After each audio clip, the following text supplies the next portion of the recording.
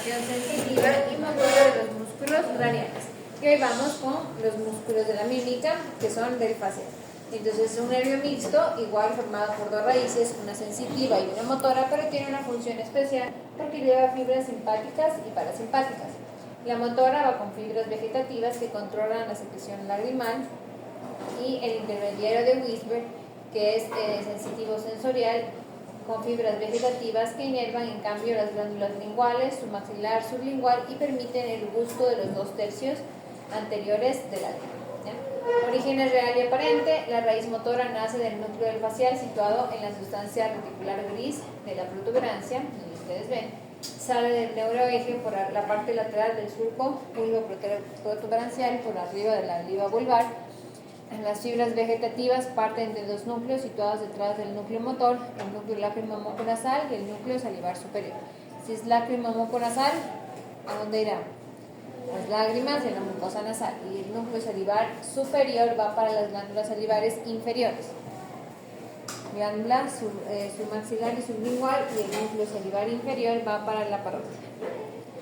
La raíz sensitiva nace del ganglio geniculado, o viene desde el ganglio geniculado que está en el primer codo de la porción petrosa del peñasco intrapetroso, situado en el trayecto del facial, y el nervio intermediario de Wisber que penetra a nivel del surco vulvo-protuberancial, o sea, desde aquí sale el intermediario de Wisber por fuera del motor y termina en el núcleo del fascículo o del haz solitario. Desde el surco vulvo-protuberancial, las dos raíces se dirigen hacia afuera, hacia adelante, hacia arriba, penetran el orificio inferior del conducto, el orificio interno del conducto auditivo interno que estaba en la cara posterior superior del peñasco. Las dos raíces penetran en el acueducto de Falopio, recorren toda la porción intrapetrosa del peñasco en sus tres porciones. Primero tenemos un primer segmento, un segundo segmento y un tercer segmento. El primer segmento es de 3 a 4 milímetros de longitud. Este es el orificio del conducto auditivo interno. Aquí estaba la fosita subarcuata y la fosita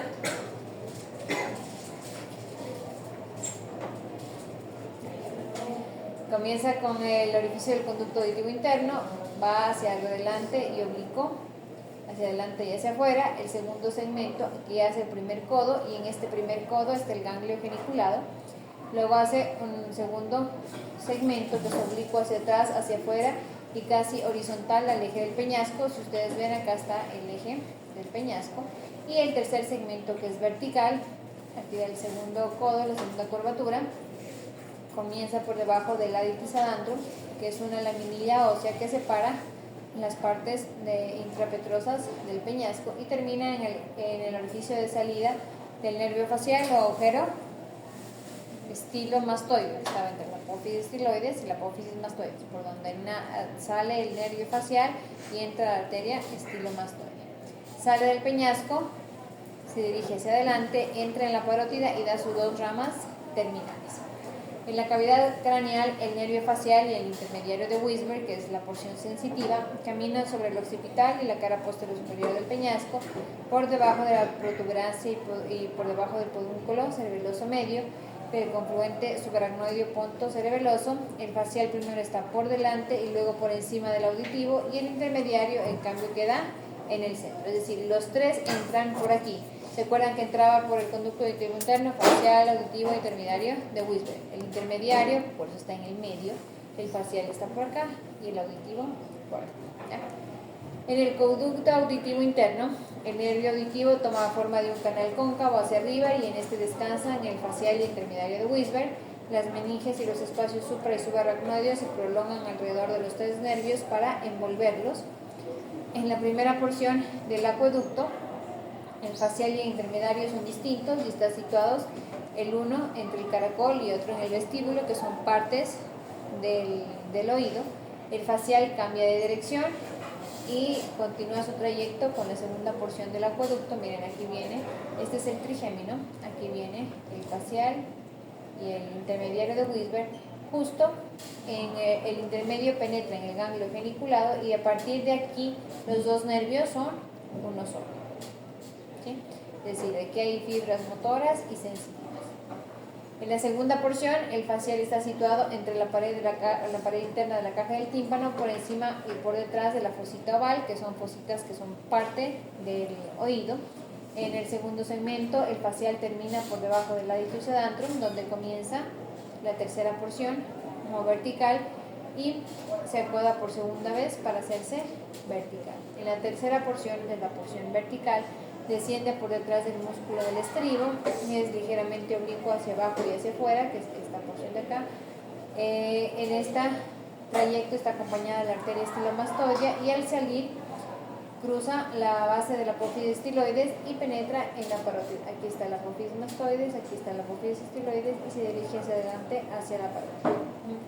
En la parótida, miren acá viene, esta es la mandíbula. ¿Este qué músculo es? Massétero, pterigoideo, externo, parótida. Esta es la apófisis mastoides. Entonces viene por acá, llega hasta la cara externa de la vena yugular, que es esta de acá, se divide en sus ramas terminales, que es la temporofacial y la temporozigomática, que pasan por un plano celulofibroso que divide la glándula en un lóbulo superficial y en un lóbulo superficial y en un lóbulo profundo. Entonces, si ustedes tienen aquí segundo y tercer molar, si ustedes para anestesiar tienen que topar el borde anterior de la rama ascendente y también topar el borde posterior, porque tienen que topar ambos bordes. Si ustedes anestesian aquí, en la parte media está el dentario, ¿no es cierto? El orificio dentario. Si se van más atrás, ¿qué anestesian? Parótida. Si anestesian la parótida, anestesian el facial. Por eso es que siempre tienen que guiarse, siempre se topan borde posterior, borde anterior en la parte media. ¿Para qué? Para que ustedes sepan que si su aguja llega hacia la parte posterior, anestesian el facial, ¿ya? El nervio facial va a dar ramas colaterales intrapetrosas, es decir, mientras está dentro del peñasco, y las colaterales extrapetrosas y las ramas terminales. Las terminales son las que van a todos los músculos faciales, mientras que las colaterales intrapetrosas y extrapetrosas son las que permiten la inervación. Este es segundo.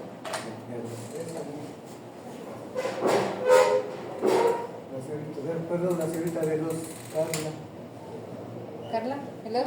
No es nadie. De los Carla. Ya, gracias. Se le podía nomás. Vamos con las colaterales intrapetrosas. Son 6, entonces tenemos un nervio petroso superficial mayor, superficial menor, el nervio del músculo del estribo, la cuerda del tímpano, un ramo sensitivo del conducto auditivo externo y un ramito para la fosa yugular. Los petrosos superficiales mayor y menor, ¿por dónde salían?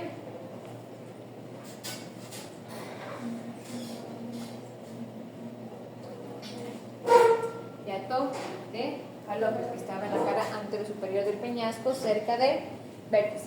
El músculo del estribo, que está dentro de la caja del tímpano, la cuerda del tímpano, que es la única que da una vuelta dentro del tímpano y sale.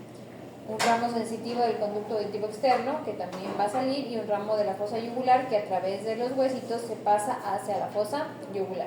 Entonces, si ustedes ven acá, miren, aquí está la cuerda del tímpano, que va a dar una vuelta y baja. En cambio, el ramo de la fosa yugular pasa desde aquí hasta la fosa yugular, que debería estar a esta altura más o menos.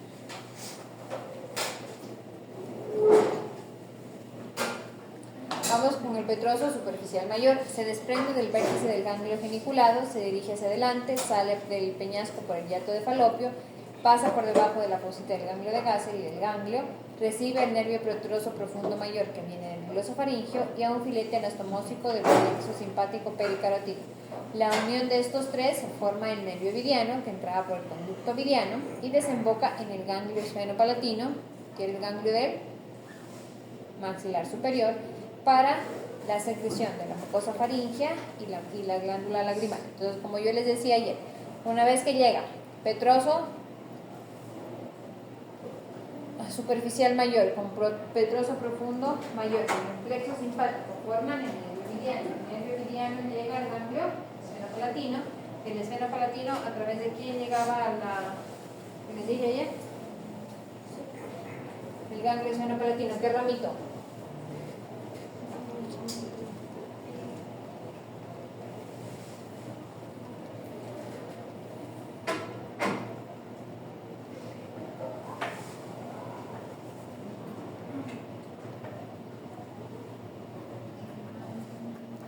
Ramo, primero, orbitario, a través del orbitario, o del ganglio genicular, del ganglio senopalatino, y el ramo orbitario se dan unos filetes, ¿sí?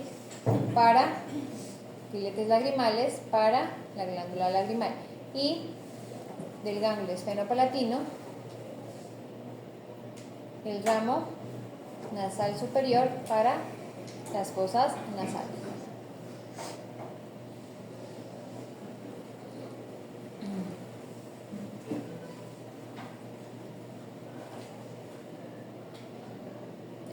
El petroso superficial menor, en cambio, va desde el lado externo del ganglio geniculado, atraviesa el hiato accesorio, pasa por fuera de los petrosos superficiales mayores, recibe el nervio petroso profundo menor que viene del glosofaringio, seno estomosa complexo que rodea la arteria meningia media, atraviesa el cráneo a través del conducto innominado de Arnold, o por la sutura esfenopetrosa o por el agujero rasgado anterior, y penetra en cambio en el ganglio óptico. ¿Dónde estaba el ganglio óptico? A nivel del nervio mandibular. El nervio del músculo del estribo, que se desprende en el segmento vertical del facial, es decir, en la tercera porción, va el músculo del estribo por la delgada pared que separa este músculo con el acueducto de Falón. La cuerda del tímpano, que es esta de acá, nace del facial 2 o 3 milímetros por arriba del agujero estilomastoideo. Tiene un trayecto recurrente porque sube, se da una vuelta y luego sale. Penetra en la caja del tímpano por un orificio en la pared posterior de la cavidad, entre la pirámide del músculo del estribo por dentro y el surco timpánico por fuera. Todo esto es el tímpano. Si ustedes quieren revisar el oído y todas sus porciones para que entiendan un poquito más, pueden revisar. Pero en teoría, miren, entra la cuerda del tímpano, da una curva y sale, ¿ya?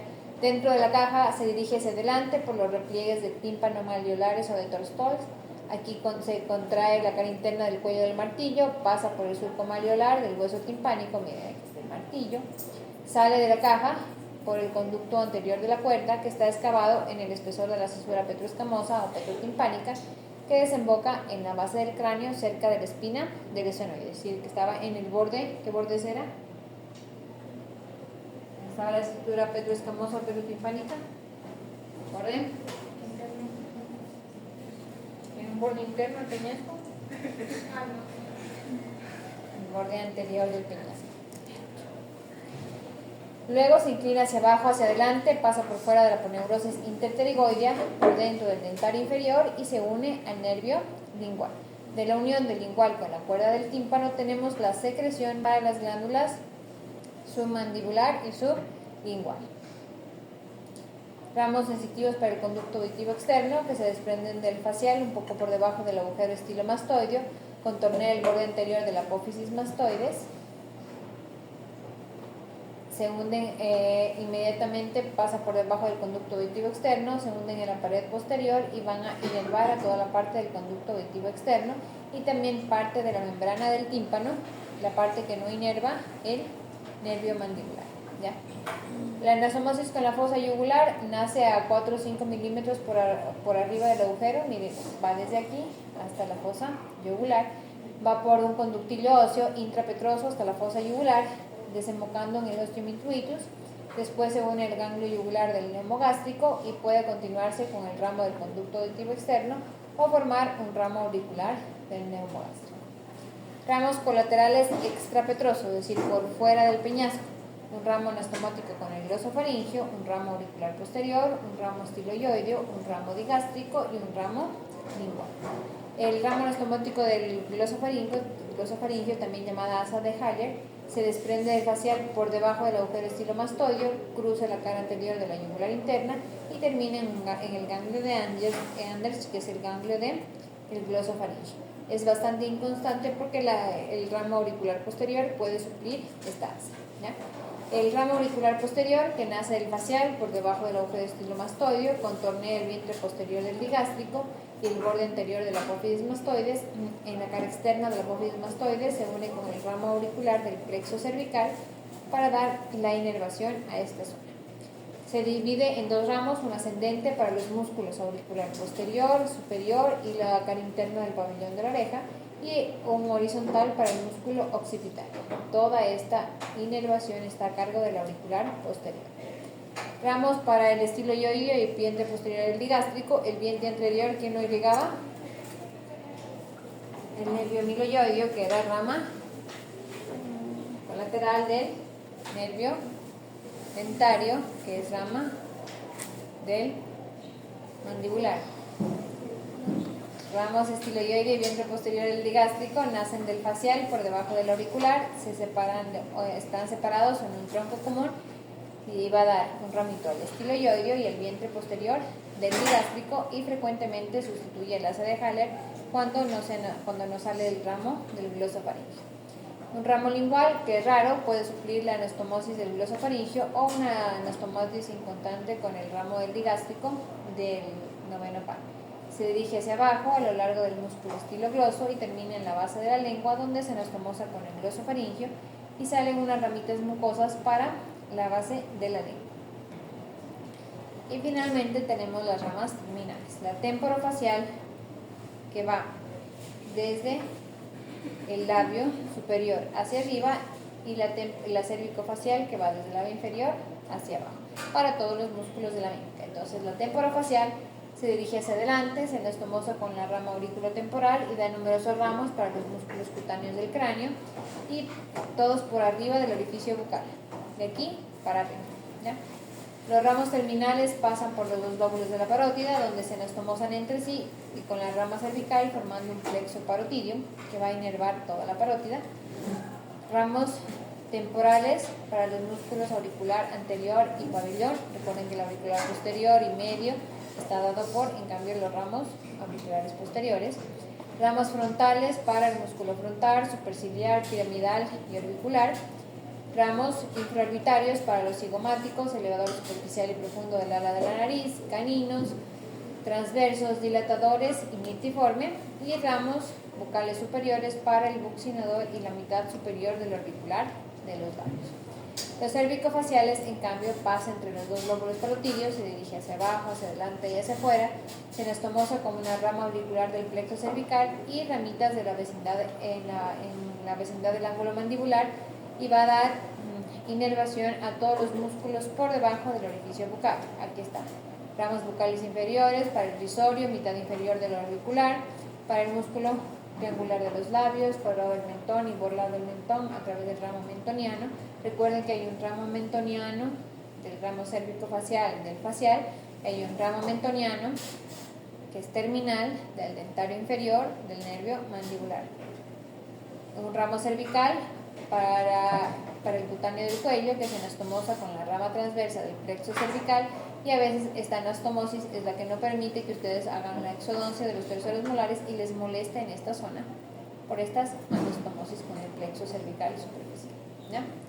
Anastomosis, la más importante, a través del ganglio óptico, va a llegar, y la cuerda del tímpano llega al nervio lingual para la sublingual y la submaxilar. A través del ganglio óptico llega al nervio auriculotemporal del nervio mandibular para la parótida, en cambio, y para la secreción lagrimal y nasal a través del ganglio esfenopalatino, el nervio ovidiano, ganglio esfenopalatino, ramos orbitarios para la glándula lagrimal y ramos nasales para la secreción nasal. Es el nervio de la mímica, como les dije, diversos músculos cutáneos reciben su inervación, desempeña un papel en la transmisión de sonidos porque va directamente a la caja del tímpano.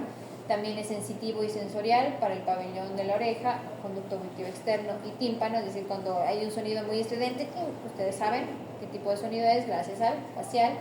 Asegura la sensibilidad gustativa de los 2/3 anteriores de la lengua a través de la cuerda del tímpano, y con su comunicación con el trigémino produce la secreción lacrimal y nasal y salivar de las glándulas submaxilar y sublingual. Y finalmente tenemos el glosofaringio, que es un nervio mixto, sensitivo y motor, va a inervar la faringe y los músculos de la lengua. La porción motora nace en la parte superior del núcleo ambiguo, el sensitivo nace en el tracto del núcleo solitario, en relación con los ganglios, el superior o de Reinhardt y el inferior o petroso de ambos, y la porción parasimpática en el núcleo salivatorio inferior. que va hacia la parótida. El aparente, el total de las fibras nacen o hacen su aparición en la parte superior del surco colateral posterior del bulbo, por encima del neumogástrico y por debajo del auditivo. Salen en forma de múltiples raicillas que forman un cordón único. Las ramas colaterales y ramas terminales. Las colaterales tenemos el nervio de Jacobson o timpánico, que se extiende por la mucosa de la pared interna de la caja del tímpano. Se origina en el ganglio de Anders, que es un ganglio que está situado justo por fuera del orificio de Jacobson. Penetra en el conducto de Jacobson y da 6 ramas. Las posteriores para la fosita oval y redonda, que son parte de la caja del tímpano. Los tubáricos para la trompa de Eustaquio. ¿Recuerdan que había en la cara anterosuperior la eminencia arcuata, que estaba producida por la trompa de Eustaquio? Para esta trompa de Eustaquio. Un ramito carótico timpánico, que es anastomosis en el plexo carotidio. El nervio petroso profundo mayor y el nervio petroso profundo menor. El mayor, que se unía con el superficial mayor, formaba el vidiano y van al esfeno palatino para la secreción lagrimal mucosa. El nervio petroso profundo menor, que se une con el petroso superficial menor del facial, forma la raíz larga del gangliótico para la secreción de la parótida. Los ramos carotidios, que son 2, descienden sobre la carótida interna y contribuyen a formar un plexo simpático junto con el neumogástrico, y 2 ramitos, faringios y estilofaringios. Los faringios, que se dirigen hacia las paredes laterales de la faringe y se anastomosan con el neumogástrico, y estilofaringios que van a músculo estilofaringeo. Ramos tonsilares para las amígdalas palatinas y ramos terminales para detrás del lobo lingual. De esta manera se garantiza la sensación gustativa del tercio posterior de la lengua. Los 2 tercios anteriores son del facial, el tercio posterior es del glosofaringeo. Conduce la sensibilidad general de la faringe y tercio posterior de la mucosa lingual. Como nervio sensorial recoge estímulos gustativos del tercio posterior de la lengua, y como parasimpático nos ayuda con la secreción de la glándula parótida. Pero nunca están solos, es decir, para que se llegue a la glándula lagrimal, ¿ustedes qué necesitan? Secreción. Necesitan la función parasimpática del glosofaringeo, la función simpática del facial, necesitan al trigémino y sus ganglios, ¿no es cierto? Igual para la secreción de la parótida o de la glándula submandibular. No es que directo del glosofaringeo llega allá, no, tiene que pasar por un ganglio, tiene que pasar por un nervio, por una anastomosis para llegar. Y con eso terminamos. Mañana tiene lección, si vamos a dar lección, si no, nos vemos el día de lectura.